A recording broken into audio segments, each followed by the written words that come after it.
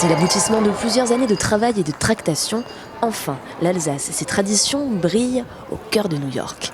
Et les premiers à se presser dès l'ouverture de ce marché de Noël sont les Alsaciens expatriés venus soigner le mal du pays à grands coups de tarte flambée ou de vin chaud.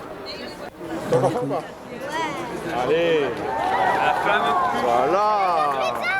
Et c'est très bon et ça a beaucoup de goût.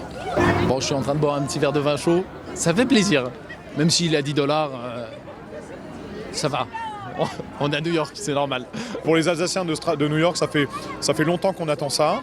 Ça donne une touche à Noël qui n'existe pas vraiment à New York, puisque c'est une fête assez commerciale ici. Les Américains ont plutôt l'habitude de célébrer pour Thanksgiving, fin novembre. Et après, il n'y a pas cette ambiance qu'on connaît quand on a grandi en Alsace. Donc c'est vraiment génial, ça fait vraiment très plaisir. Dans la cohue, quelques Américains de passage en profitent également pour découvrir le goût de l'Alsace.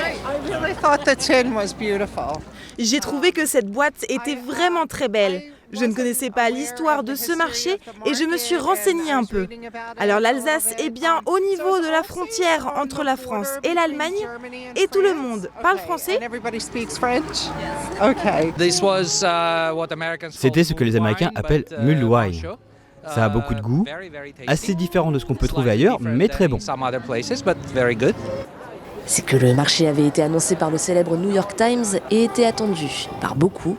L'inauguration s'est déroulée devant la presse américaine avec une chorale du lycée français en présence de l'ambassadeur de France et même d'un certain Saint-Nicolas. Les mines sont donc plutôt réjouies. Du côté des collectivités alsaciennes à l'origine de cette opération, elles espèrent voir les touristes américains augmenter dans les prochaines années. Nous, on a choisi New York parce que la clientèle qu'on peut y trouver, une clientèle qui nous intéresse, et New York, c'est la capitale du monde, donc ça se mérite un peu.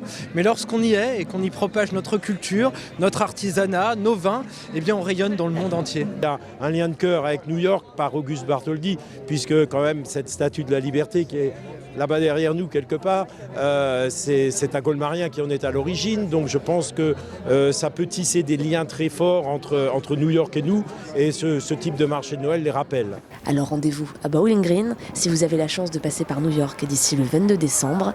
Et sinon, les marchés de Strasbourg, Mulhouse, Colmar et du reste de l'Alsace vous accueilleront les bras ouverts.